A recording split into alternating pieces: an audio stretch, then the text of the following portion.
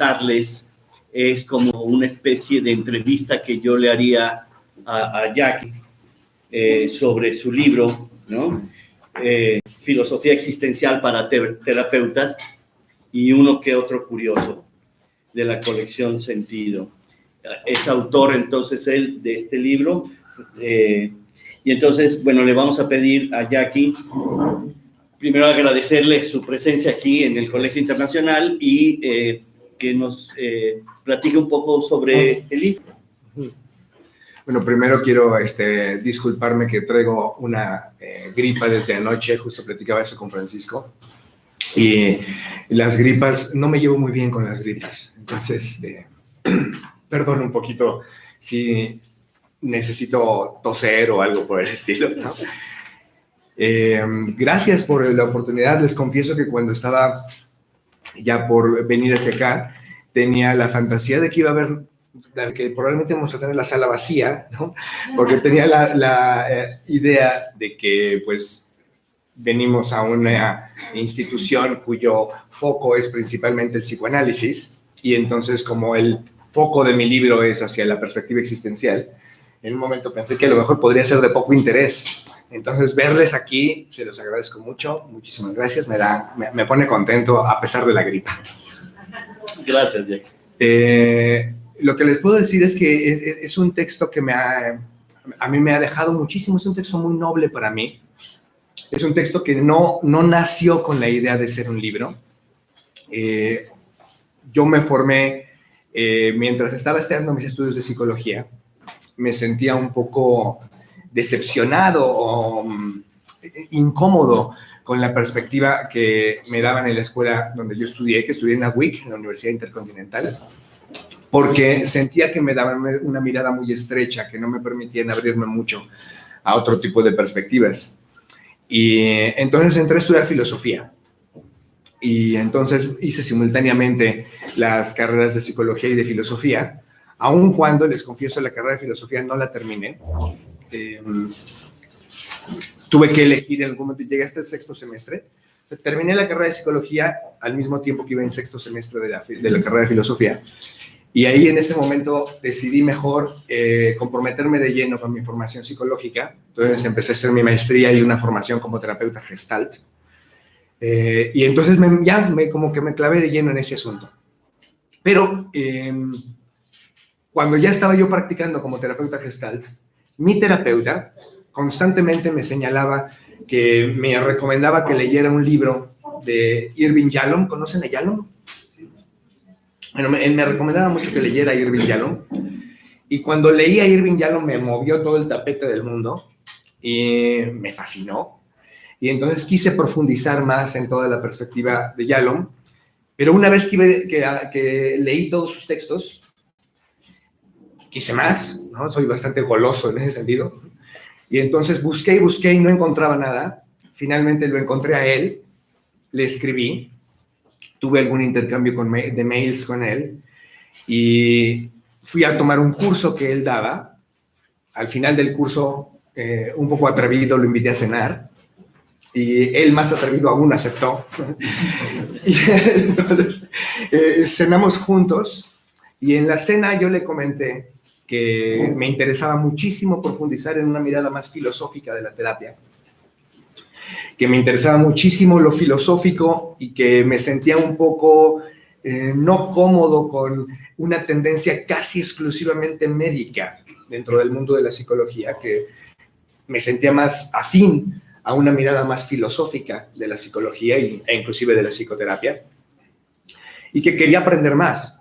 Entonces, Yalom me dijo algo que en el primer momento pensé que era una confusión con el inglés. Porque me dijo, bueno, ¿y por qué no enseñas eso que ya sabes hoy? Eso que tanto has leído, ¿por qué no lo enseñas? Y pensé que era un problema por el inglés, porque yo había querido decirle que yo quería aprender. Y él me decía que por qué no lo enseñaba. Entonces yo dije, no, lo que yo quiero es learn. ¿No? Y entonces él me acuerdo que me contestó, the best way to learn is to teach.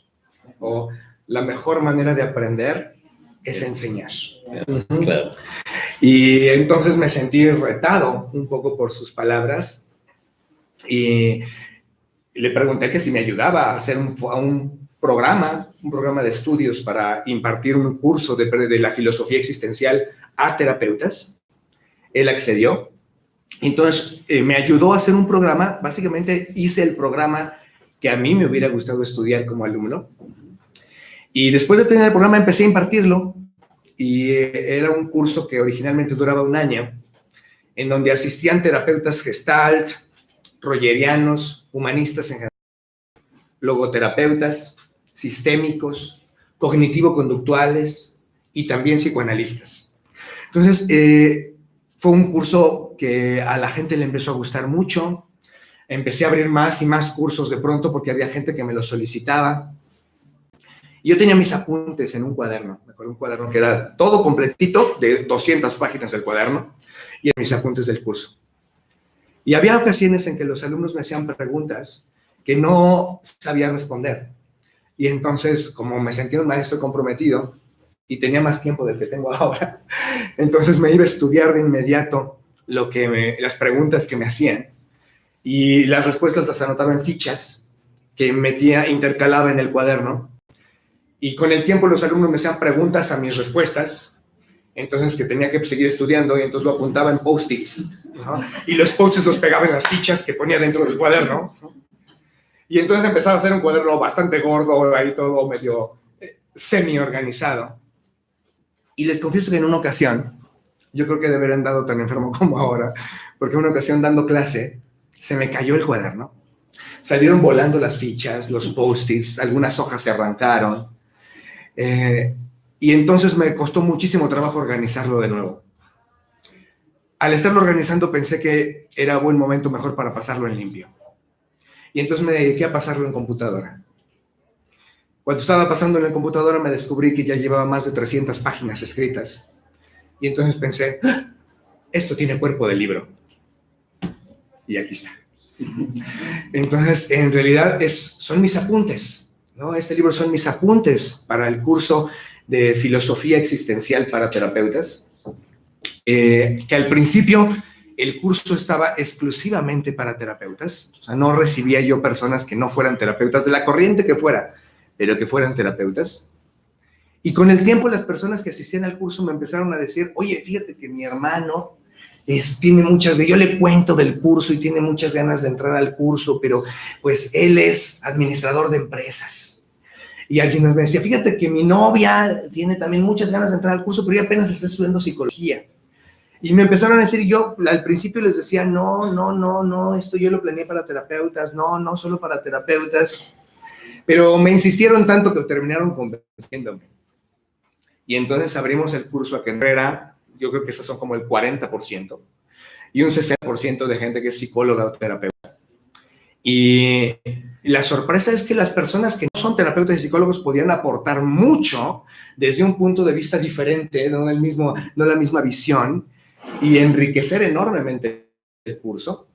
Y entonces fue que decidí cambiarle el título nada más bien no cambiarle, agregarle el y uno que otro curioso, ¿no? Para pues estar abierto a cualquier persona que estuviera interesada en esta perspectiva. Lo último que podría decirles es que es un libro noble. Estoy muy agradecido con este libro. Uno, porque me abrió las puertas para dar clases en muchos lugares. Hay muchos lugares que me invitan a dar clases o a tener ocasión como esta para compartir con ustedes gracias al libro. Entonces estoy muy agradecido con el texto. Está traducido al francés, ¿no? Lo tradujeron al francés y se vende muy bien en francés, que es pues un lugar donde hubo mucha filosofía existencial, ¿no? Entonces, que allá se vende bien el libro es toda una sorpresa. Y acaba de terminar de ser traducido al ruso, ¿no? Es una locura ver tu libro en ruso, porque aparte es como puros garabatos que no entiendes nada, ¿no? Entonces, pues nunca sabes si lo que está escrito realmente es lo que tú dijiste o quién sabe qué están diciendo, ¿no? Pero se ve bonito, ¿no? Entonces, es algo muy noble que a mí me tiene muy agradecido con el texto, y pues muy agradecido de poder estar aquí esta mañana con ustedes. Jackie, yo me gustaría que nos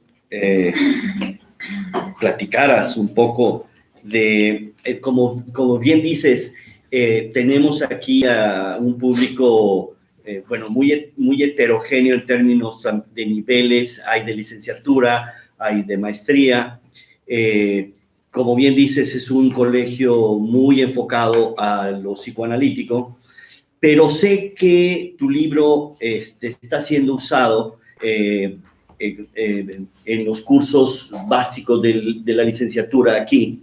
¿Qué nos podrías decir de tu libro, del contenido de tu libro, de la propuesta de tu libro para psicólogos y algo tal vez un poco más complicado, porque dices, tengo este curso para terapeutas de cualquier corriente, ¿no? Y entonces sería muy interesante que nos platicaras, para un psicoanalista, ¿qué puede aportarle tu libro? Y también para un psicólogo, obviamente, ¿no? Fíjate, y podría decirlo en dos sentidos. El primero de ellos es que sé que hay más gente que en la carrera en la carrera de psicología, les podría haber pasado algo parecido a lo que me pasó a mí. No tengo nada en contra de las tendencias médicas que hay en psicología, ¿no? Me parece que las tendencias médicas han ayudado a que la psicología se consolide, gane respetabilidad.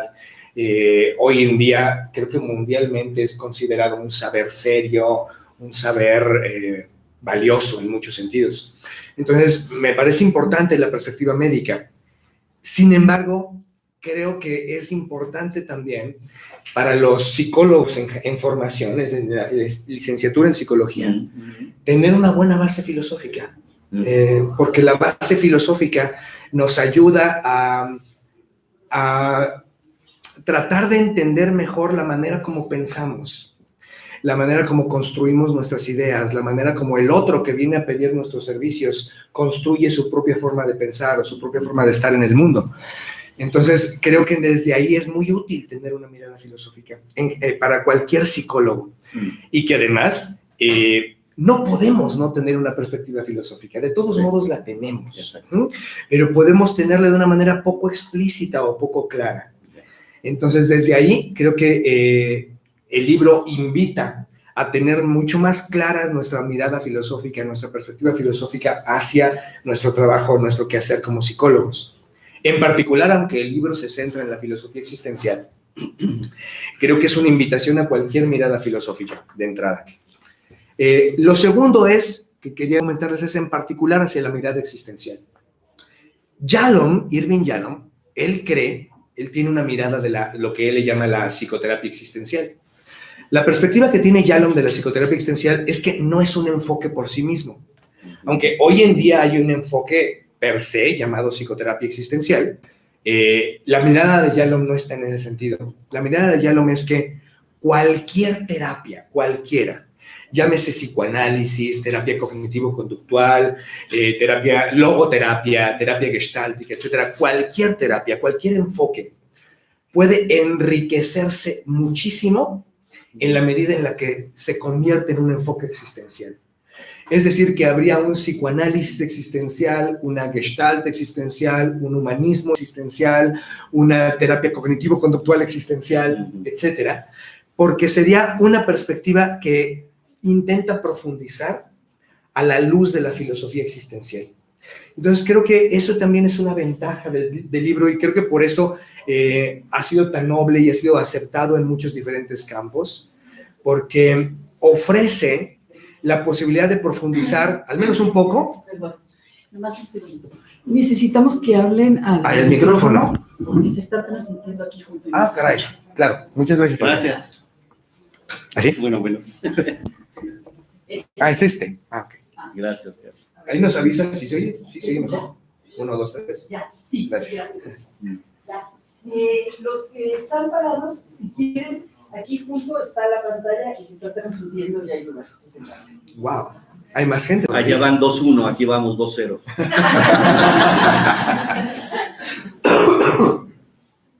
Wow. Bien. Ok. Eres rockstar. Bueno, déjenme agarrar el avión de todo otra vez. Sí.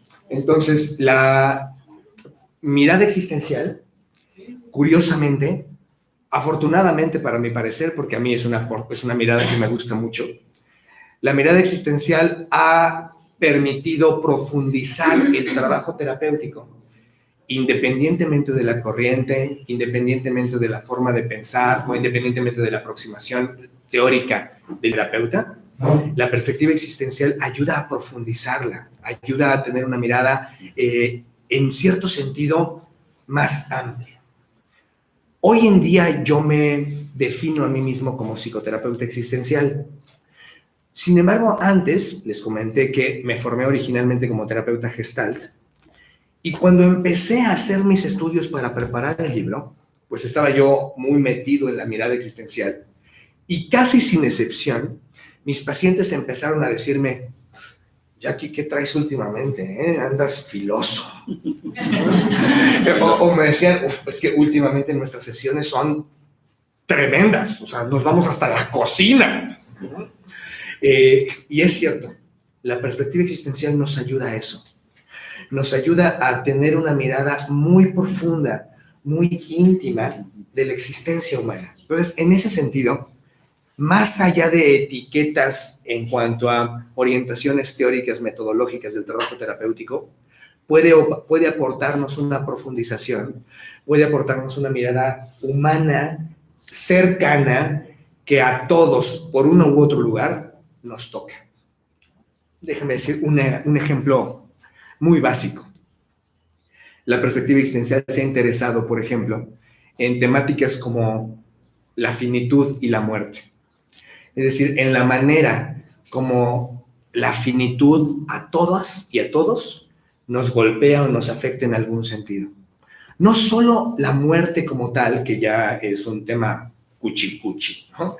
Ya es un tema especial, sino cualquier tipo de finitud, es decir, cualquier cosa que se termina. A veces hay cosas que queremos que ya se terminen.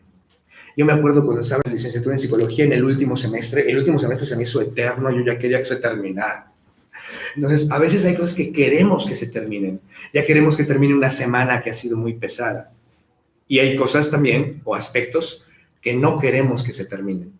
No queremos a veces que se termine el fin de semana. Sobre todo el domingo, como a las 6 de la tarde, 7 de la tarde, ¿no? No queremos que se termine, pero ya se está acabando el fin de semana, etcétera. Entonces, la finitud está presente en muchos sentidos. Las relaciones se terminan. A veces no queremos que una relación se termine, a veces ya queremos que una relación se termine y no sabemos ni cómo terminarla. De una u otra manera, la finitud nos toca constantemente. Ese es uno de los temas que los pensadores existenciales más profundizaron, el tema de la finitud y la muerte. Pero asimismo temas como la libertad, y en libertad me refiero específicamente a la toma de decisiones, a tener que elegir. Hoy, por ejemplo, yo veía que había 3 muy interesantes charlas en este espacio, ¿no? Y pues ustedes tuvieron que elegir, y al tener que elegir, al estar aquí, tuvieron que renunciar a estar en las otras 2. Y eso a veces es fácil, pero en muchas ocasiones no lo es, porque a veces quisiéramos las 2 o 3 o más opciones, pero que entre ellas son excluyentes, que elegir una implica renunciar a las otras. Eso es algo a lo que todas las personas nos enfrentamos, y también es un aspecto que los pensadores existenciales centraron con muchísima energía, con muchísima importancia, el revisar cómo nos planteamos frente a la toma de decisiones. Por poner solamente 2 ejemplos, pero hay muchos otros temas que son profundamente humanos y que la mirada existencial nos invita a mirarlos de frente, a mirarlos con intimidad, a mirarlos desde el fondo de nuestro corazón. Gracias, Jackie. Nos quedan unos minutos. Me gustaría preguntar, creo que estoy entendiendo un poco la terapia existencial, que no tiene como esta mirada clínica de una psicopatología. O sea, me parece, es una pregunta, obviamente. Ustedes no tienen pacientes, sino cuál es qué tipo de gente, sujetos, individuos se acercan, pueden ser atendidos, tratados, por la psicoterapia existencial? Es una linda pregunta, gracias. Yo juego un poco con la palabra porque digo que yo tengo pacientes porque la gente que viene a verme necesita tenerme mucha paciencia. Entonces, son mis pacientes porque necesito que tengan paciencia en mis errores. Necesito que tengan paciencia en mi incapacidad para comprenderlos a veces. Necesito que tengan paciencia en mi dificultad para ser abierto a recibir cualquier cosa que me presenten. No siempre me es fácil recibir cualquier cosa que me presenten. Entonces necesito que me tengan paciencia. Se los digo explícitamente. Y entonces desde ahí me gusta jugar con la palabra paciente en ese sentido, en el sentido de la paciencia. Tienes razón en que al tener una mirada filosófica más que médica, la terapéutica existencial no trabaja con una idea de la cura en el sentido de la sanación. Porque déjenme decirles algo interesante. La palabra cura, que de hecho todos lo hemos oído en otro contexto, ¿se acuerdan de el señor cura? ¿No? Entonces, el señor cura, ¿no? Pues las almas. Es la misma palabra, ¿no? Entonces, ¿qué hace el señor cura? No es exactamente curar en el sentido de sanar, porque las almas no enferman. Es más en el sentido de acompañar a las almas en su camino. Entonces, la palabra cura originalmente tenía también el sentido de acompañar en el camino más genuino o en el camino más honesto, etcétera, etcétera. De tal forma que nosotros, si pensáramos en la cura, sería en este sentido, en un sentido más del acompañamiento, un acompañamiento reflexivo, un acompañamiento filosófico en este sentido, para profundizar en la manera como cada persona vive, como cada persona enfrenta su mundo. Tienes razón, no pensamos en términos de psicopatología, no pensamos en términos de enfermedad. Esa es una forma médica de pensar la psicología, de pensar la terapia. Y como de nuevo les digo, no tengo nada en contra de eso. Es solamente que no es la mía, no es la que a mí me gusta practicar. La que a mí me gusta practicar es una mirada no patológica, sino más bien reflexiva. Lo que quiero es ofrecerle a la persona que venga conmigo, quiero ofrecerle un espacio de una vez a la semana, a veces dos, durante algún tiempo, para reflexionar juntos sobre su existencia, sobre lo que significa ser quien él o ella es, lo que significa para él o ella estar en este mundo en el que vive y construir su existencia de esa manera en vez de otra.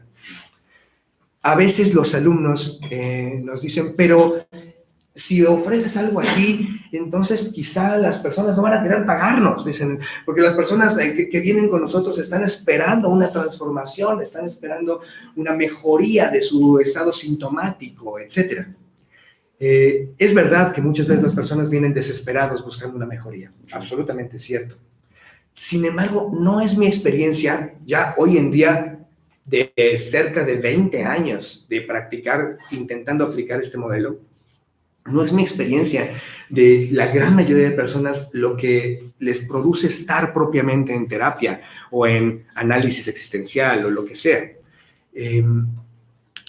Quisiera decirles una frase que en la carrera de psicología mencionó el director de la carrera de psicología, cuando estaba yo estudiando para ser psicólogo, y el director de la carrera, él era un psicoanalista y daba una conferencia cada semestre. Cada semestre abría las clases, empezaban con una conferencia. Y normalmente era muy buen conferencista. Daba conferencias súper interesantes, muy agradables. Y hubo una conferencia de la que no me acuerdo de nada, confieso, con excepción de la frase con la que cerró. Cerró con una frase que él dijo que era de Erich Fromm. Yo les confieso que he buscado la frase, no la he encontrado, pero bueno, es una frase que me movió en ese entonces y sigue estando muy presente para mí. La frase es más o menos algo como esto, que decía, el paciente no busca una solución. La búsqueda de solución es solo el pretexto. Lo que el paciente busca es una relación humana como quizá nunca ha tenido en su vida. Una ayude a analizar todas sus relaciones. Una relación que le ayude a comprender, aunque sea un poco más, cómo se relaciona con el mundo, con los demás, consigo misma. Y quizá a veces entramos en problemas justo por eso, por nuestra manera de relacionarnos con el mundo, con los demás, con nosotros mismos. Entonces, a veces anhelamos una relación distinta que me ayude a comprender un poco más eso. Esa es la mirada existencial. Y en ese sentido, creo yo, aquí discúlpenme si digo una barrabasada, porque aquí los expertos son más ustedes, pero creo yo que en este sentido la perspectiva existencial y la perspectiva psicoanalítica se hermanan tremendamente. Sobre todo con el psicoanálisis como tal, ¿no? A lo mejor no sé, con la terapia psicoanalíticamente orientada, pero con el psicoanálisis como tal, creo que hay mucha hermandad por esta mirada que intentamos más acercarnos al análisis, hacia la comprensión, aunque sea un poco más, de la forma como se estructura o como se intenta estructurar la manera de estar en el mundo de la persona que viene con nosotros. Muchas gracias, Jack. Pasaríamos, para aprovechar el tiempo, pasaríamos a darle la palabra a Miguel Ángel. ¿No quieres que...? Al final es un poco la idea, o tú prefieres que no. Yo lo pensaba un poco porque como no necesariamente estamos discutiendo la misma cosa, claro, a lo mejor las preguntas que hubiera ahora sobre lo que perfecto, ya se ha hablado, que se plantean de una vez, porque a lo mejor sí, cambiar de canal, ¿no? Exactamente. Ok, entonces seguimos en el mismo canal. Vamos a darle la palabra al público para las preguntas. Gracias. ¿Alguien tiene una pregunta? O comentarios. Eso. Ya bien, Sí. Ahorita que estabas comentando acerca de cómo se hermanan el psicoanálisis junto con la psicoterapia existencial, yo había hecho ya un par de lecturas que me hacían como que pudieran converger esto, ¿no? Era prácticamente con la lectura que hice de Albert Camus, el mito de Sísifo, con esta, imaginar un Sísifo feliz, ¿no? Mientras va empujando la piedra, a pesar de que sabe que se va a volver a caer. Cuando un paciente llega a análisis, llega preguntándose, sin saberlo, acerca de sí mismo. Esta perspectiva que mencionas de la cura, desde la teoría existencial, podría ser acompañarlo para aminorar su angustia ante el absurdo.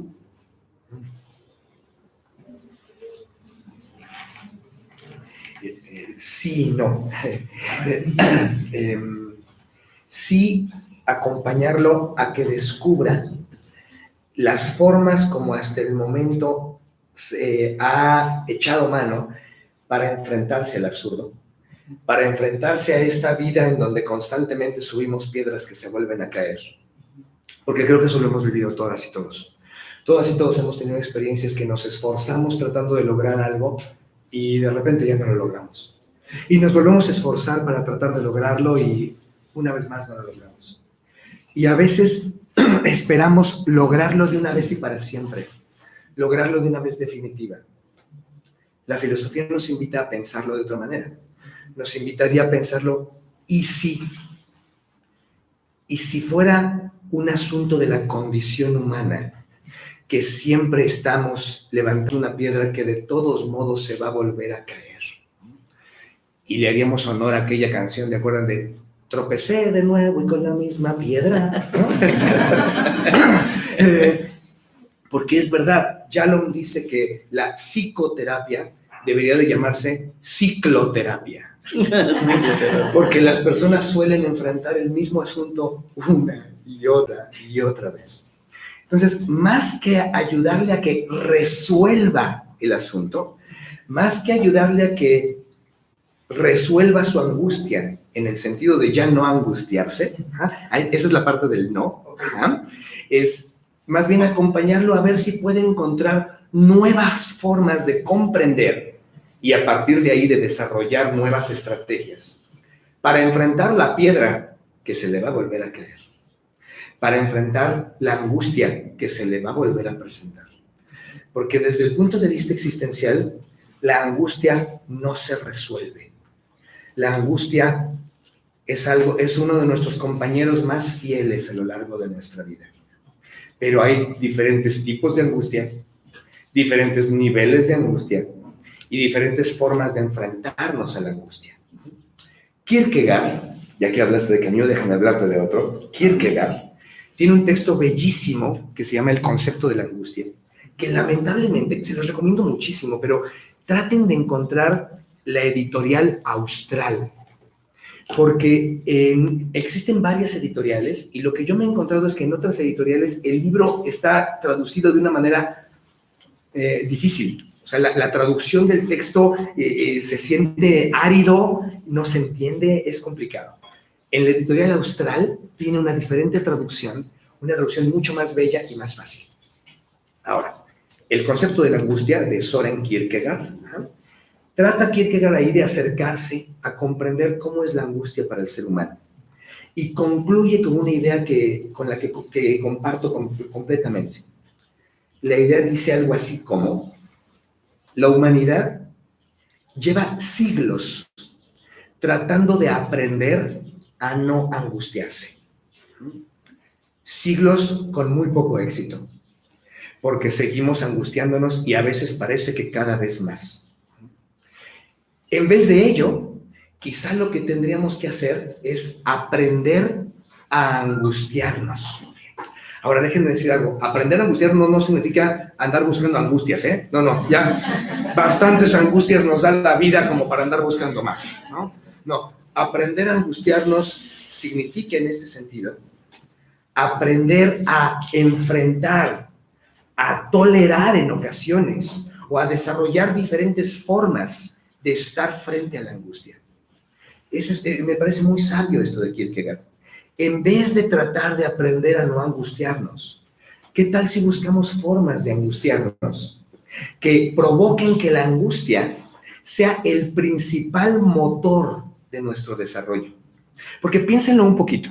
Es una persona que no se angustiara, imagínatela, o que una persona sin angustia. ¿Cómo sería una persona sin angustia? Yo me lo imagino como una persona en Cancún, ¿no? Así echado en la playa, con una buena michelada, ¿no? A gusto. ¿Cómo sería una persona muy angustiada? Me la imagino caminando de un lado para otro de una habitación, moviendo su cabello, mordiendo una pluma, moviendo sus piernas. La angustia es un grito del alma que nos dice: muévete, muévete. Y a veces, perdonen la expresión, pero a veces nos movemos a lo pendejo. Quizá podemos aprender a movernos de mejor manera y en una mejor dirección. Entonces, quizá lo que trataríamos de hacer es encontrar cuáles son las direcciones en las que podríamos buscar movernos y cuáles son las formas en las que podríamos movernos para que esta angustia no desaparezca, sino para que podamos incluso, aunque parezca loco, aprovecharla. Pero gracias por tu comentario. Gracias. Todavía tenemos 10 minutos más para preguntas. ¿Alguien más quiere preguntar algo? Yo. Bueno, hola. Ya soy psicomotricista, creo que no la mencionaste. Solo no la hablaste mencioné. de psicoanalistas y psicólogos, ¿no? Pero bueno, mi pregunta va como orientada hacia... Me llamó mucho la atención que mencionaste algo así como del corazón, ¿no? Dijiste, mirarnos desde el fondo de nuestro corazón, ¿no? Y quizá porque desde la psicomotricidad miramos como todo eso, ¿no? Como la importancia de lo humano con lo humano, de prestar el cuerpo para el otro, ¿no? Y justo de acompañarlo en este proceso que él mismo va como construyendo. Y también mencionaste la parte de relacionarse, ¿no? Lo dijiste primero como del mundo, luego con los objetos y luego consigo mismo, ¿no? Quizá acá, o yo lo he planteado desde con los niños, ¿no? Primero se miran ellos mismos, luego pueden mirar como a su entorno y luego con el mundo, ¿no?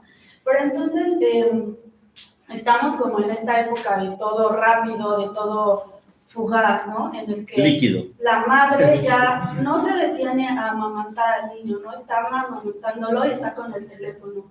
O sea, como que se está perdiendo esta parte de lo humano, de la mirada, de lo rico que es como estar conversando con el otro. En este sentido, o sea, sí hay muchos adolescentes y muchos adultos que ya estamos medio jodidos, ¿no? Y que buscamos una forma de resignificar todo eso que sucedió, las huellas que quedaron de de estos primeros años, ¿no?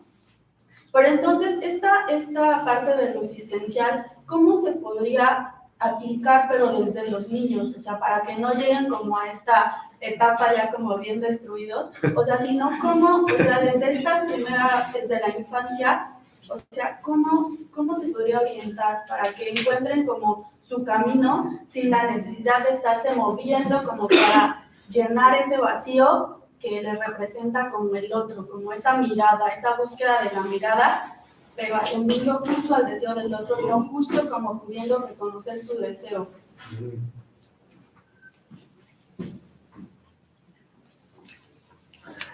Profunda pregunta, ¿eh? Y me gusta tu optimismo. Y gracias por hacer mención de lo de los psicomotristas. ¿Así se dice? Psicomotricistas. Psicomotricistas. Ah, bien. Gracias por hacerles un lugar. Sabes, creo que tienes un punto muy importante desde la psicomotricidad.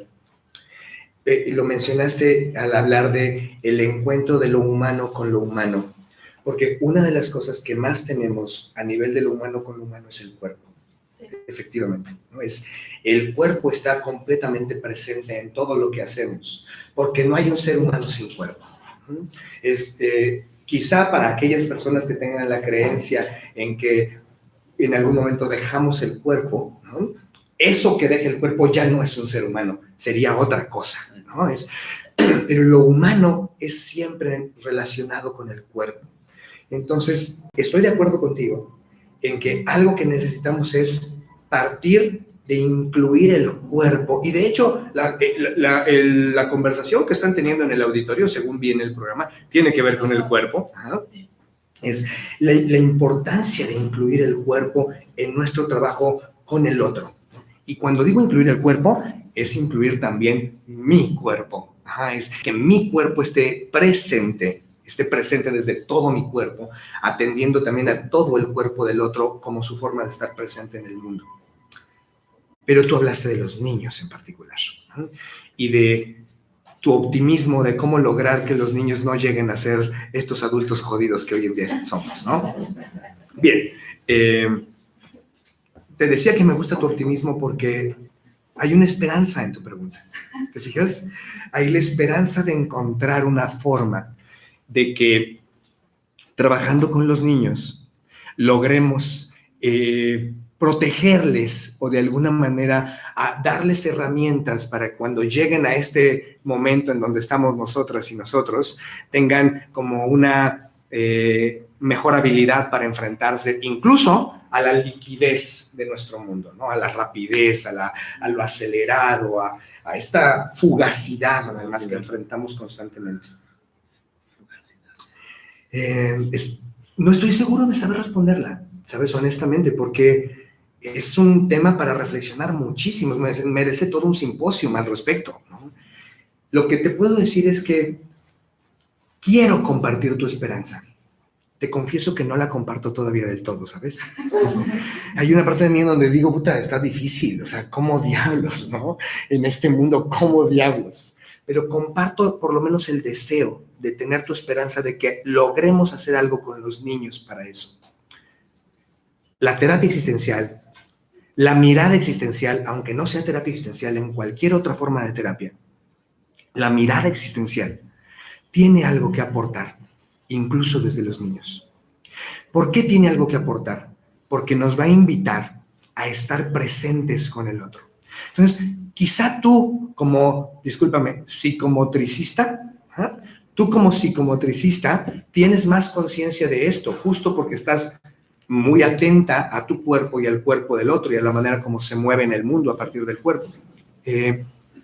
La perspectiva existencial nos da también una invitación a eso, aun si no somos psicomotricistas, ¿ah? A no perder de vista el cuerpo.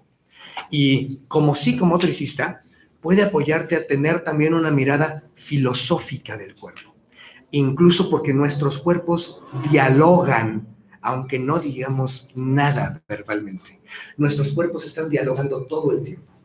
Ahora, mientras aquí estamos, yo estoy usando mi función verbal, que también es cuerpo, la función verbal, pero más allá de mi función verbal, hay todo un aspecto corpóreo con el que yo les transmito un mensaje. Ustedes con su cuerpo me transmiten un mensaje. Yo me siento contento y a gusto de estar hablando con ustedes ahorita y podría platicar mucho más, ¿no? En parte porque, como ya Francisco sí me hizo saber hace rato, a veces se me da este asunto de estar platicando, ¿no? Pero también en parte por la manera como sus cuerpos están recibiéndome. Gracias a que yo, mientras les hablo, noto algunas sonrisas, noto sus miradas plenamente atentas, noto algunas cabezas que asienten.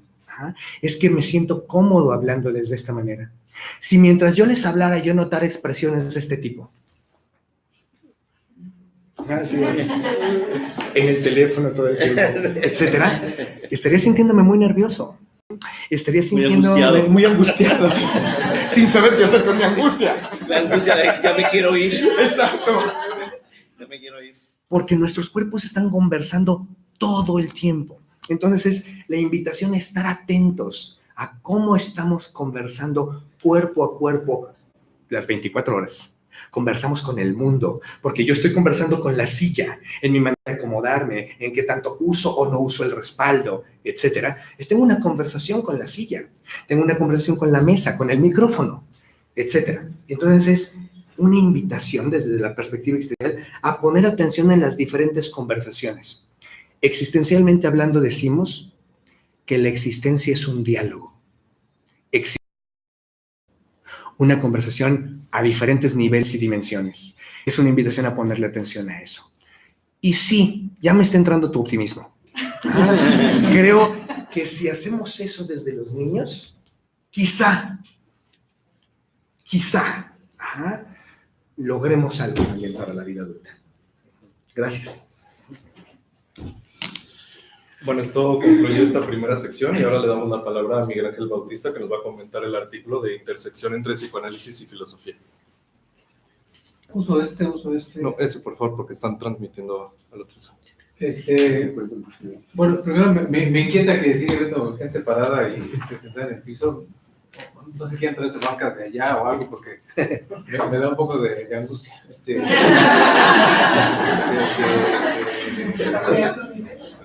¿Mande? Más o menos. Pero bueno, de verdad solo es eso, como si no quiere ser vaca, lo que sea. Antes que nada, agradecer pues siempre que nos inviten, aunque en realidad pues yo soy maestro de acá y tengo mucho tiempo dando clases acá. Y entonces, bueno, para mí es como una convocatoria permanente a sumarnos a nuestros eventos, como intentando pensarnos, intentando proponer algo, intentando convocar a algo. Y en ese sentido es que a lo largo de los distintos trabajos, además de dar clases, ¿no? En los seminarios dominicales, en los congresos, vamos como construyendo algunos hilos de pensamiento, ¿no? Como para poder apelar a ese diálogo, ¿no? Que se va produciendo con el trabajo que se va desplegando. Entonces, en ese sentido, la idea de este trabajo busca como seguir ciertos hilos conductores que hemos venido tratando de investigar desde hace varios años acá en el CIES, y que mucho tienen que ver con esto, ¿no? Con la filosofía, con la sociología y con el psicoanálisis. Jaime, el doctor Ayala, me insistía en que pues, trataba de presentar un trabajo,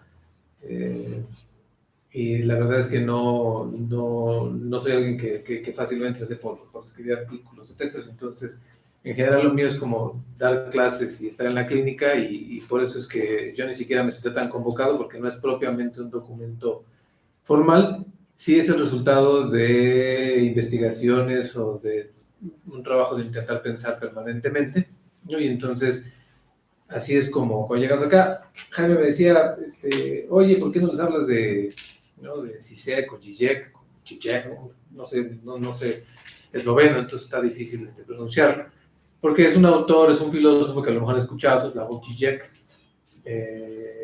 que en la contemporaneidad está revolucionando los campos del pensamiento, la filosofía y el psicoanálisis particularmente. Me piden que si puedo hablar un poquito más cerca del micrófono, que no se oye muy bien. Sí, perdón. No se acostumbra a estas cosas. Y entonces, porque los años pasados he estado discutiendo mucho la filosofía, la sociología, el psicoanálisis, buscando tensar líneas conductoras hacia la clínica, porque para mí el ángulo de mirada siempre está puesto en la clínica, no en la teorización o en el pensamiento como ajeno a la clínica, sino permanentemente pensado y tensado hacia la clínica, ¿no? Hacia la clínica psicoanalítica. Entonces, desde hace tiempo, justo pensando la posmodernidad, la hipermodernidad, la era del vacío, el mundo líquido, la transmodernidad, o como se pueda pensar de distintos autores, he tenido líneas de investigación intentando pensar a Lipovetsky, a Bauman, ¿no?, a Sloterdijk, ¿no?, distintos sociólogos que nos ayudan a pensar, ¿no? Y lo primero que diría es que hoy me parecería imposible pensar algunos campos de saber si no es en la complejidad, si no es de manera conjunta. Hoy no podemos pensar el psicoanálisis si no es en una tensión y en un diálogo permanente con otros campos de saber. La clínica contemporánea es impensable si no se acerca a la filosofía, si no se acerca a la sociología, a la antropología, a la historia, a la lingüística. Es irremediable. Y lo digo porque esta era del vacío, estos tiempos de efímero, de fugacidad,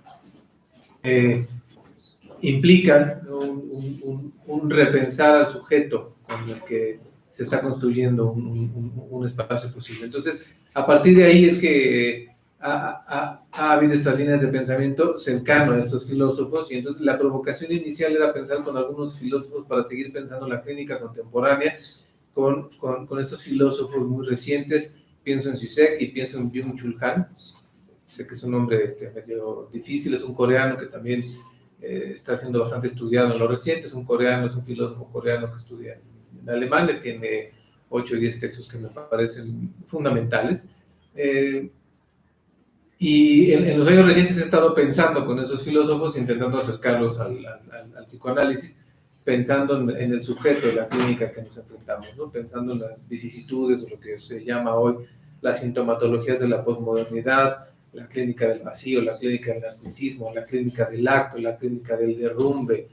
Es decir, estamos irremediablemente enfrentados a esto de lo traumático, a esto de lo innombrable, de lo que nos rebasa, a esto de lo que no es fácil hablar, porque está tramitado y experimentado en niveles de registro que no fácilmente pasaría como por un procedimiento psicoterapéutico, psicoanalítico.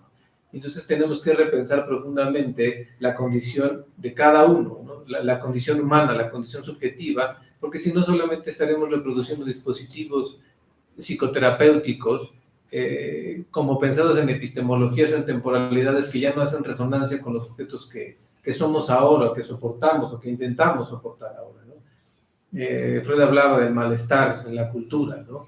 Y eso pensaba en este dolor neurótico, ¿no?, de las épocas victorianas, pero de ahí para acá, ¿no?, de Edipo, ¿no?, ya pasamos por Hamlet, ¿no?, y estas condiciones narcisistas, donde ya no es un preciso malestar en la cultura, pasa como por sintomatologías de un dolor mucho más agudo. Y entonces, eso nos lleva a tener que replantearnos, porque entonces ya dijimos, ya no son los tiempos de Edipo, ¿no?, dijimos son los tiempos de Narciso, y peor aún, de repente hay quienes han pensado que ya estamos en algo simultáneo y complejo, ¿no? Y hay quienes han tomado a este personaje de Franz Kafka, ¿no?, Gregorio Samsa, ¿no? A lo mejor han leído La Metamorfosis y pues, si no lo han hecho, en algún desvelo vale la pena que lo hicieran. Justo para hablar de esto abstracto, abyecto, imposible, ilógico, ¿no? Nuestra condición humana contemporánea raya ya en lo absurdo, en lo abyecto, en lo incomprensible, en lo irrepresentable. Alcanzamos niveles de violencia, nuestro país particularmente, ¿no? No puedo no decirlo, ni siquiera tenía pensado decir esto, pero ya lo estoy diciendo. Nuestro país se enfrenta no a los tiempos hipermodernos y las contemporaneidades líquidas y de vacío, que eso de por sí está incidiendo en todo el mundo de distintas maneras, pero nuestro país además está atravesado por una condición terrible. Tenemos 12 años muy agudamente sumidos en una guerra, en un genocidio por goteo, en un terrorismo de Estado, ¿no? Tenemos 250, 300 mil muertos, ¿no? De los que pues, estamos jodida y extrañamente acostumbrados a ver, ¿no? Ya es como todos los días ver los periódicos, y, ¿no? Ya son cifras que ni siquiera... Es este acercamiento extraño, es este acercamiento kafkiano, ¿no? Un destripado y una mujer ahí exhibida como cosificada, ¿no? ¿Qué nos está ocurriendo para que la forma de encontrarnos con Israel pase por esas dimensiones? Pero lo cierto es que nuestra condición contemporánea en nuestro país, en las distintas condiciones urbanas, rurales y de otro orden, estamos enfrentados a distintos procesos muy complejos. La hipermodernidad o la postmodernidad, si lo queremos decir rápido, para no meterme demasiado allí, ¿no? Y un imperio de una ley perversa en la que todavía estamos, porque estamos sometidos a distintos poderes fácticos, el narcotráfico, el Estado, distintas condiciones que nos tienen sujetos, ¿no? Los poderes económicos, o sea, estamos sujetos de distintas maneras. En nuestro país hay una sensación de desazón, estamos heridos, estamos vulnerados. Y entonces, ¿quiénes son las personas que llegan a la clínica? ¿Cómo es que están atravesados? Además de su propio malestar individual, ¿qué más nos atraviesa?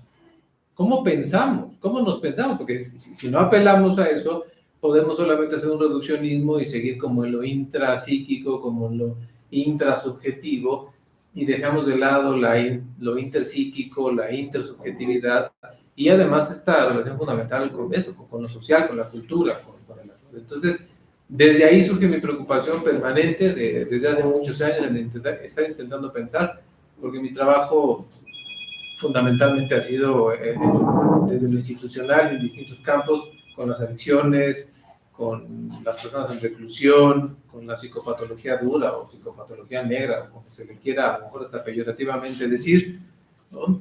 Y eso desde hace mucho tiempo me hizo estar como muy incómodo, ¿no? Tener una sensación de insoportabilidad. Para mí no es una sensación de malestar en la cultura, es algo de lo insoportable en la cultura, lo inapalabrable en la cultura.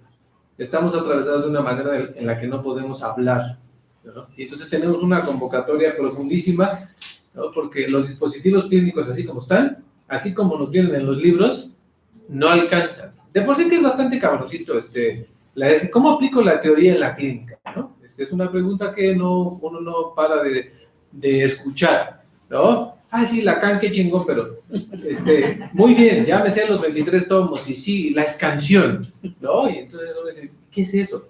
¿No? Hoy particularmente voy a hablar de la interpretación en psicoanálisis, como la posibilidad de construir esa producción de un saber.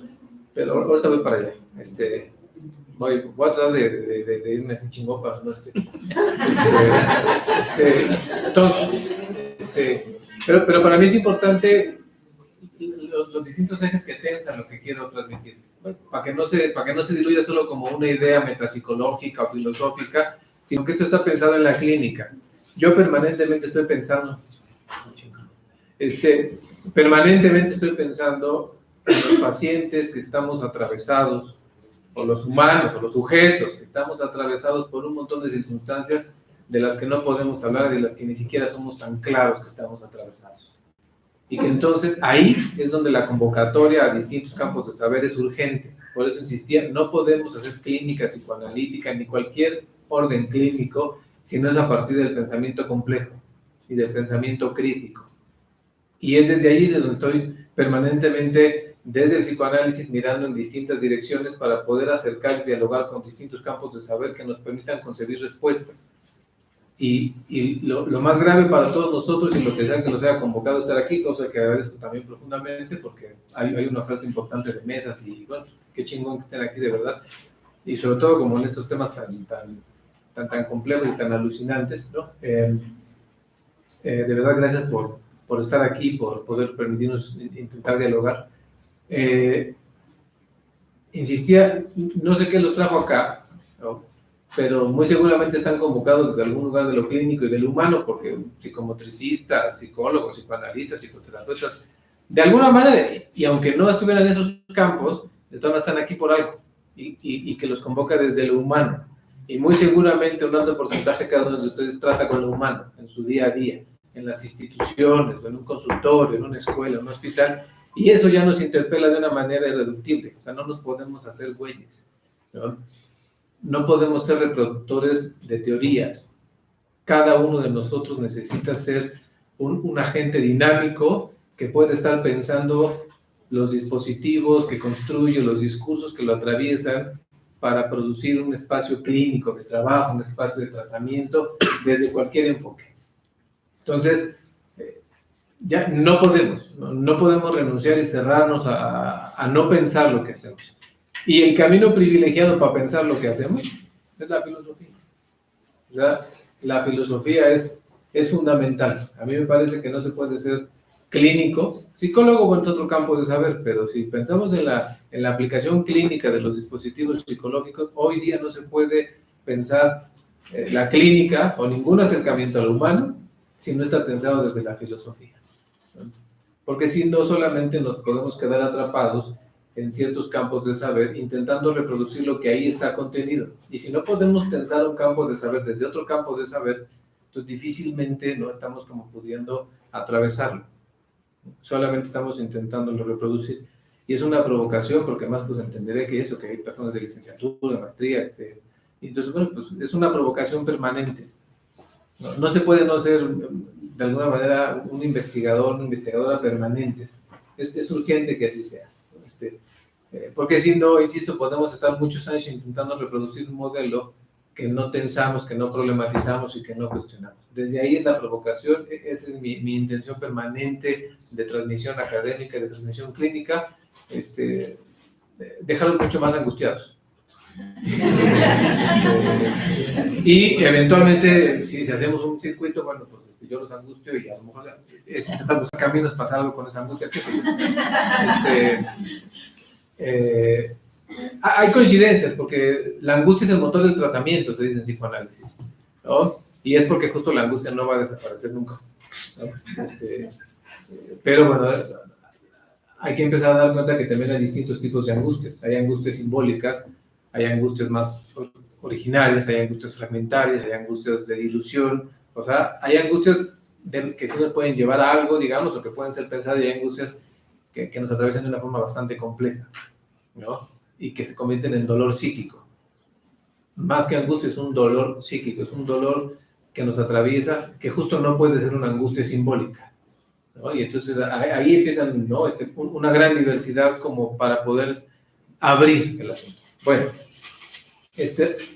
ya es un poco un primer tema. El segundo, entonces, es otra cosa que me ha llevado a pensar permanentemente, es cómo construir el espacio de diálogo. Pues porque todos estamos de acuerdo en el espacio clínico, es un espacio de por lo menos dos, o a veces con lo grupal, a veces con lo familiar, pero damos por sentado que habiendo dos cuerpos allí ya se puede construir un diálogo. En la contemporaneidad no es así, no es que esté garantizado, no es que alguien ya por definición a priori llegue y pueda construir un espacio clínico o terapéutico. ¿Acaba a las 11:30? Bueno, va a haber espacio para preguntas. Sí, prometo apurar. Bueno, entonces, no está dado el espacio clínico. Los tiempos contemporáneos también son llamados los tiempos de lo igual, los tiempos del hiperpresente, es decir, aunque estemos frente a otro, aunque estemos en interacción corporal frente a otro, eso no significa que haya un diálogo, eso no significa que haya un encuentro, ni que haya un vínculo, ni que haya nada. Podemos estar como en mucho espacio en la contemporaneidad, solo masificados, revueltos, cosificados, pero no hay una posibilidad garantizada. Otro asunto pues fundamental es pensar en de qué depende que se pueda construir un espacio clínico. ¿Qué es hacer clínica? ¿Qué es hacer clínica psicoanalítica o de cualquier otro orden? Porque a lo mejor aquí hay personas que están convocadas desde otras orientaciones teóricas. Pero más allá de la orientación teórica, lo importante es que no podemos dar por sentado que con que dos personas se reúnan y ya hay alguien que dice que es psicoterapeuta y alguien que está en la posición de paciente, eso garantice que ya haya un trabajo clínico allí. Hay que pensar de qué depende, porque las distintas dimensiones del diálogo, del encuentro, de la palabra, de lo simbólico, están bastante comprometidas. Por eso es que la filosofía también es fundamental y la sociología, para poder dar cuenta realmente de qué depende que sea un acto terapéutico, un acto psicoanalítico o un acto clínico.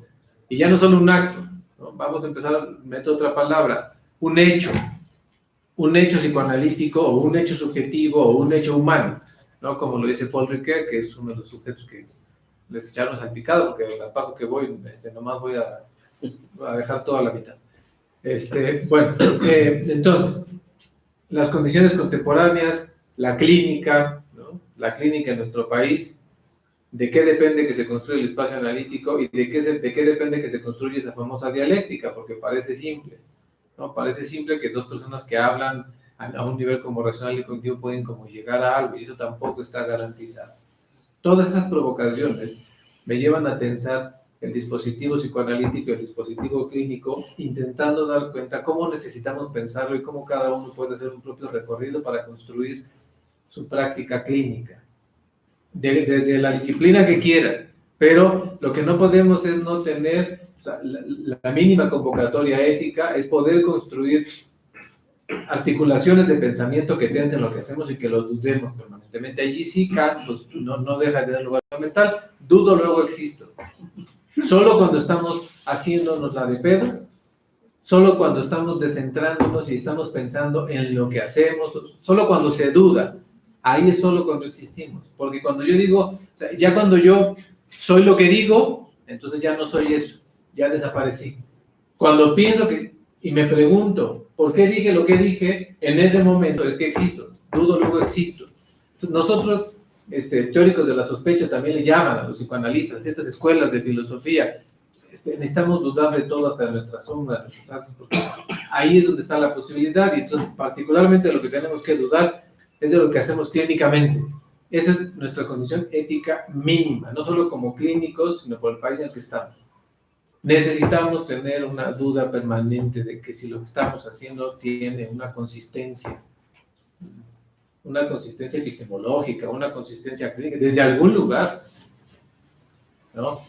Es urgente que lo podamos poner en tensión. Ese es todo lo que está atrás para poder pensar entonces qué es lo que se juega en ese. Es decir, porque en el psicoanálisis estamos pensando permanentemente como que se produzca algo del sentido, algo del saber, algo de la verdad.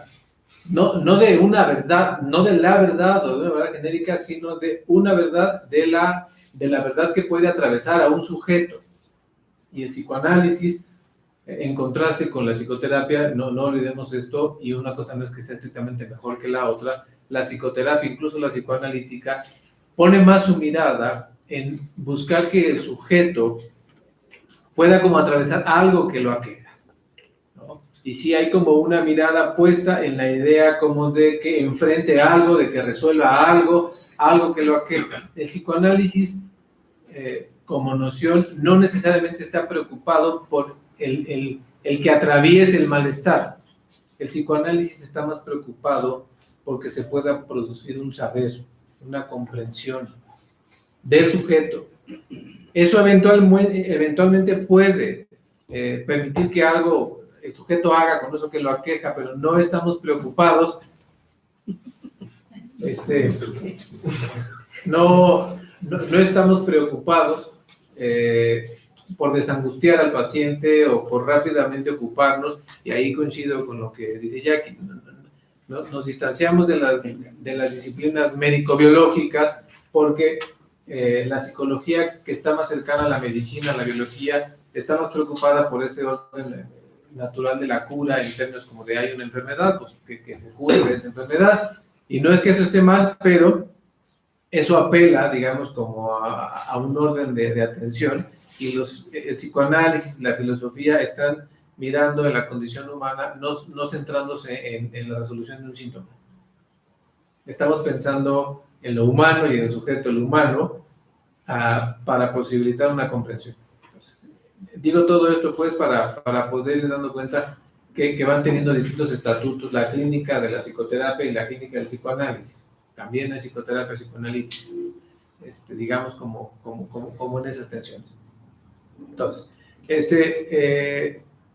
entonces no podemos pensar todos estos actos clínicos, estos actos o hechos psicoanalíticos o subjetivos, si no es a través de la filosofía. Hoy me centro en la filosofía, podríamos también apelar a la sociología, no es el tema de hoy.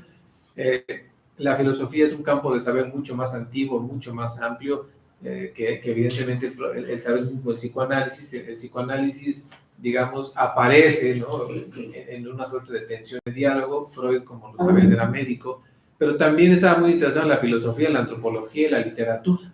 Gracias a eso, era un tipo bastante extraño y con un chingo de conflictos. Cuando se enfrentaba desde el paradigma médico, no le alcanzó y nunca le alcanzó, y por eso es que apeló a otros saberes que ya lo atravesaban para intentar pensar desde otro lugar las cosas. Y se fue alejando cada vez más de las ciencias naturales y se acercó mucho más a las ciencias sociales. El psicoanálisis está más cercano a la filosofía que a la psicología. El psicoanálisis está más cercano a la historia, a la antropología y a la sociología que a la psiquiatría. No porque tengamos conflicto, sí nos ponemos al pedo con algunas cosas cuando se trata de etiquetar, de juzgar. Cuando la psiquiatría y la psicología responden a fines económicos, a fines políticos, a fines ideológicos, sí la vamos a hacer de pedo, ¿no? Porque lo que no nos gusta es que se etiqueten las cosas, porque si se pone una etiqueta sobre algo ya lo chingamos, ¿no? Entonces, no, estamos muy en contra de estar medicando a niños porque dicen que tienen TDA o autismo, ¿no? Y entonces ya, ¿no?, estas cosas, ¿no?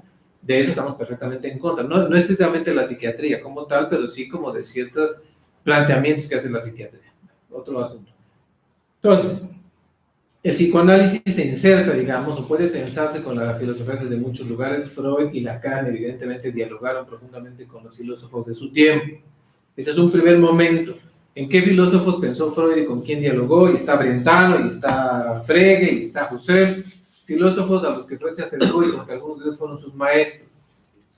Hay otros filósofos con los que él dialogaba indirecta e involuntariamente, que fueron fundamentales en su tiempo, con los que tuvo algunos contrastes, pero que hoy día no podemos no pensarlos desde ahí. También hay mucha literatura para pensar a Nietzsche, a Schopenhauer, a Kant, junto con Freud, ¿no?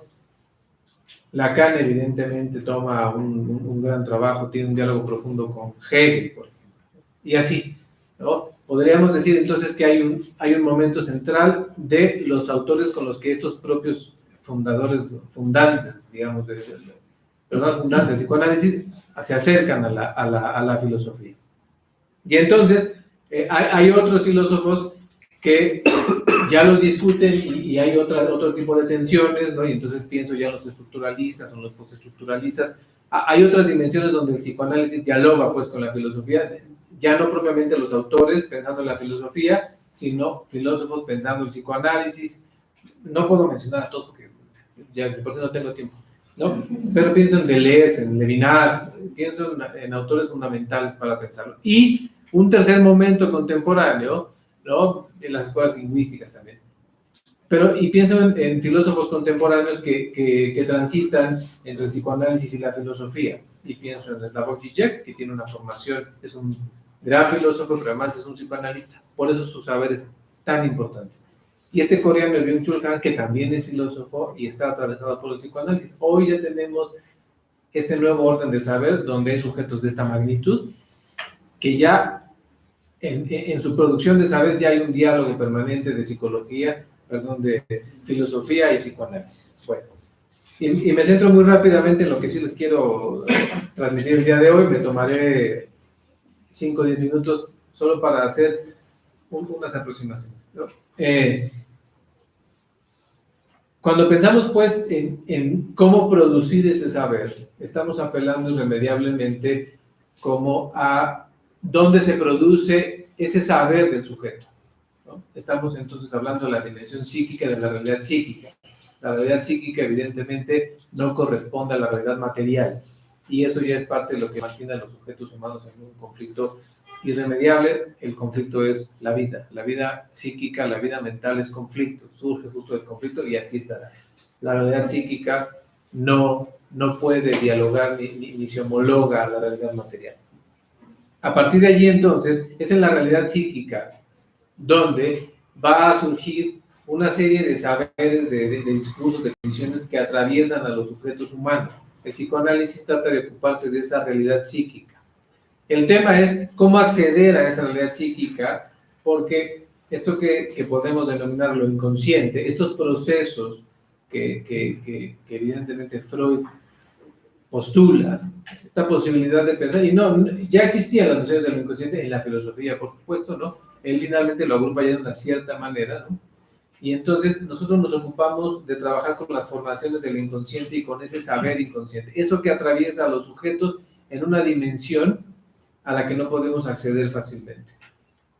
Eso hoy día además es muy complejo porque los sujetos estamos atravesados por malestares que son indecibles. ¿Qué hacemos con los 300,000 muertos? ¿Cómo nos atraviesan a cada uno de nosotros? Esa violencia, ese miedo con el que vivimos, esa vulnerabilidad con la que vivimos hoy todos, ¿no?, en este país, nos atraviesa de una manera de la que no fácilmente podemos hablar porque ni siquiera pensamos en ello. Eso es como solo un rápido decir de algo de eso. Nos ocupa entonces cómo acceder a esos campos, a esas dimensiones de la realidad psíquica construidas en lo que se denominan formaciones del inconsciente, el sueño, por ejemplo, ¿no? Y entonces hablamos de la interpretación de los sueños y eso ya nos pone esa dimensión, cómo interpretar lo inconsciente, y aquí es donde ya viene el asunto fundamental, y esta es la línea que les propongo ahora como para acercarlos a la filosofía, a un cierto tipo de filosofía o de trabajo filosófico para pensar el psicoanálisis.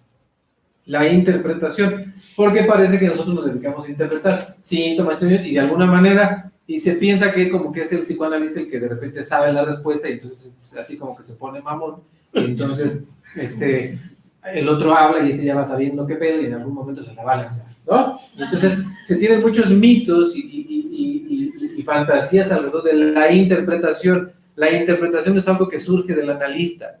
La interpretación es algo que surge en el trabajo analítico. Y distingo, el psicoanálisis es un trabajo analítico, no es una terapia. No es una terapia en tanto tal, porque no buscamos curar. La cura analítica pasa por otro lugar. Es un trabajo analítico. La interpretación es algo que surge de una relación, ahí es otro punto de encuentro con lo que decía Jackie hace rato, es algo que se produce en una relación y se habla de la transferencia, por tanto, ¿no? Hay algo que se produce allí que puede apelar a los procesos de lo inconsciente, a esos procesos de la realidad psíquica. Nos importa que el psicoanálisis produzca algo allí para que se produzca en esa relación, en esa transferencia, que se produzca algo. Insisto, ahora no dado por sentado y no fácil, ¿no? Ya no estamos haciendo clínica de las neurosis de la Viena de 1900. Estamos haciendo clínica del narcisismo o clínica del vacío, por decirlo rápido, del México del 2019. Y eso nos implica entonces dar cuenta cómo accedemos a la realidad psíquica y a los procesos psíquicos de esa persona atravesada por qué cosas.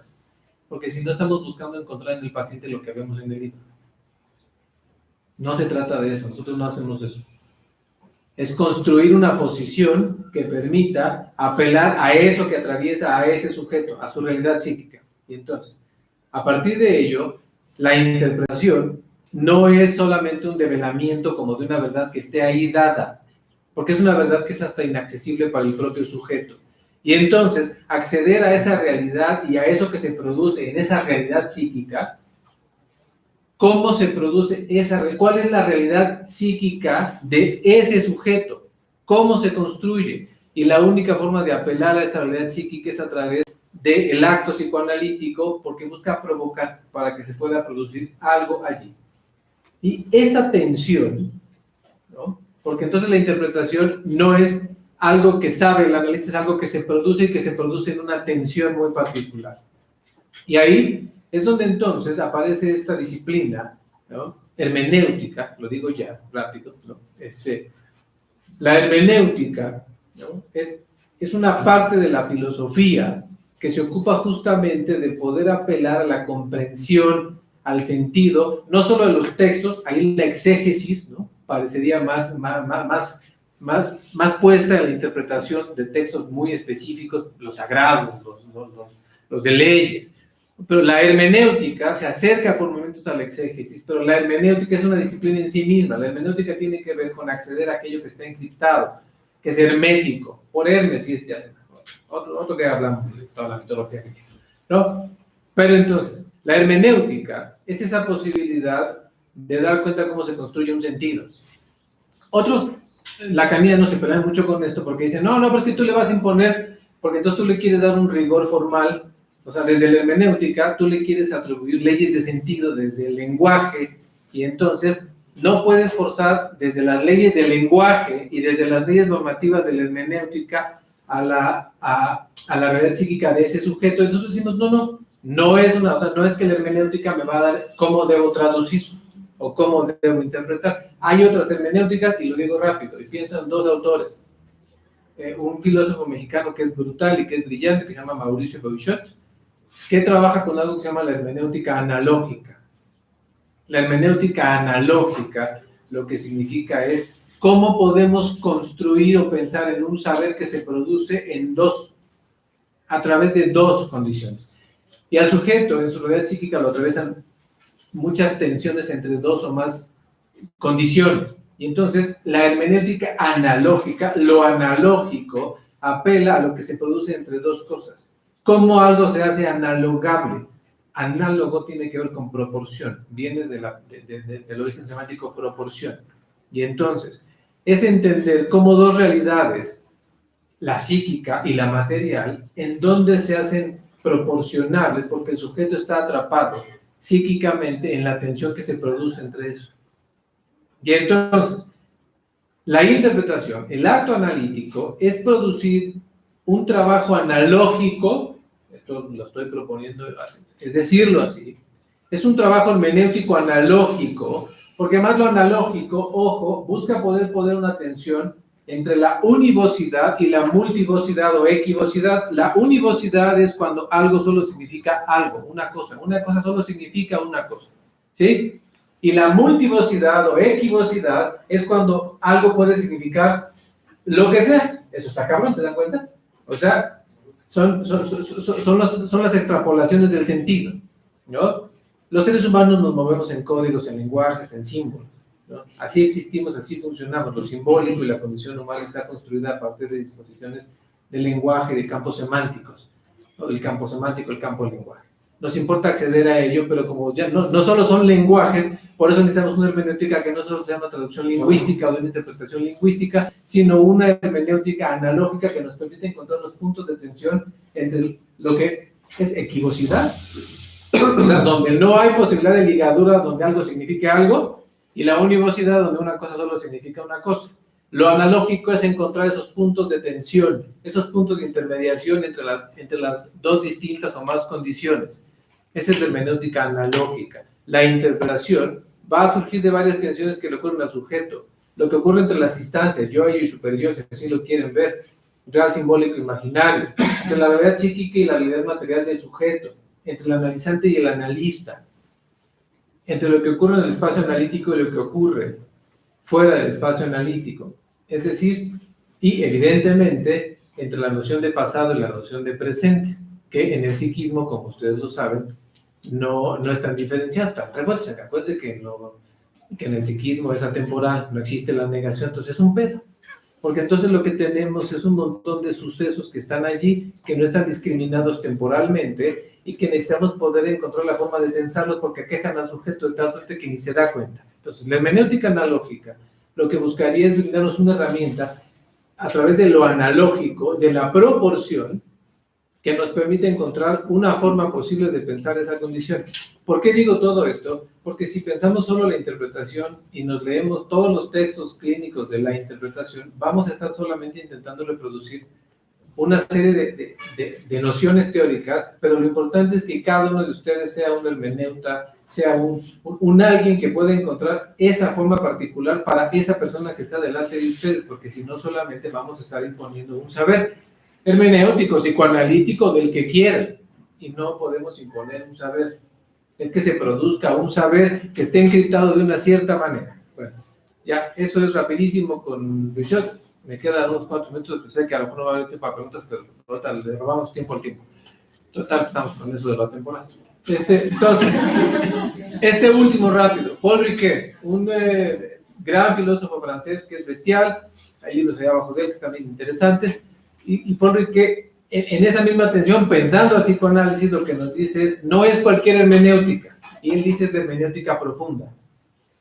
De hermenéutica profunda dice, es una hermenéutica mixta. Es una hermenéutica mixta porque el psicoanálisis nunca deja de atender a ciertos problemas del orden natural, pero está atravesado por lo social.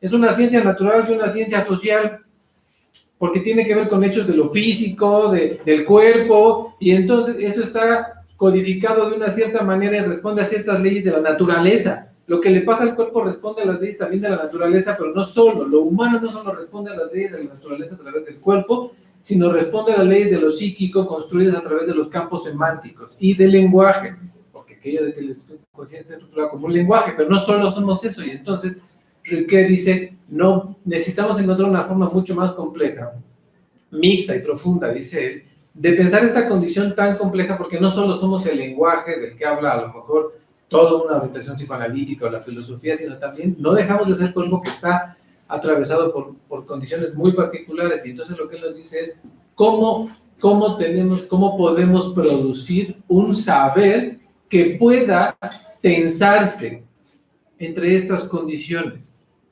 Ya se dieron cuenta que no es un asunto precisamente fácil. Por eso dije, disculpen si los angustio con esto, pero no podemos estar reproduciendo enunciados en el consultorio clínico solo como con la perspectiva de, ¿qué es la interpretación? Entonces, no, pues este güey que quiere con su jefa, no, entonces te digo, no, ¿sabe qué usted, no? Y entonces yo impongo una teoría y porque veo 2, 3 sucesos que en el sujeto coinciden con la teoría que yo estoy viendo y entonces le lanzo ahí como una supuesta verdad. La interpretación no tiene que ver con la verdad de la teoría. La interpretación no tiene que ver con la verdad del analista ni con cuánto comprende. La interpretación es un acto analógico. La interpretación es algo que se produce en la transferencia. Es algo hermenéutico, que está tensado entre 2 o más dimensiones y que a partir de poder tomar en cuenta las leyes de proporción que hacen homologable, porque lo que es cierto es que existen. Pero para nosotros, porque estamos atravesados por el cuerpo y por el lenguaje, y por la cultura, y por lo genealógico. Entonces hasta tenemos un pinche pedo semántico porque nuestro cuerpo existe de una cierta manera y nuestra psique existe de otra manera, pero nos atraviesan y se juntan. Nuestro pedo es que esas cosas se juntan. Y Freud se lanzó varios conceptos para apelar a esto. Pulsión, un pie en lo somático y un pie en lo psíquico. Y entonces el tema de la pulsión es todo un tema hermenéutico, porque no es tan sencillo como de lo somático se traduce a lo psíquico. Nuestra chamba está en ese ir y venir, en esas tensiones analógicas que necesitamos poder acceder. Ahí solamente la hermenéutica, les propongo la de Beuchot, hay muchas más, pero estas son, y eso pues la han estudiado, no crean que si les dejé nada más ahí los que me encontré, fue como traerles así como los que de alguna manera están proponiendo algo muy profundo. Beuchot produce la hermenéutica, propone la hermenéutica analógica, y Paul Ricoeur propone la hermenéutica profunda o hermenéutica mixta para poder apelar a esta terrible condición que atraviesa a los humanos de ser cuerpo, de ser psique, de ser toda esta condición histórica y cultural. ¿Y qué es nuestra chamba pensar? Y en los tiempos contemporáneos, más. No podemos no hacerlo. Ya, me callo. Gracias.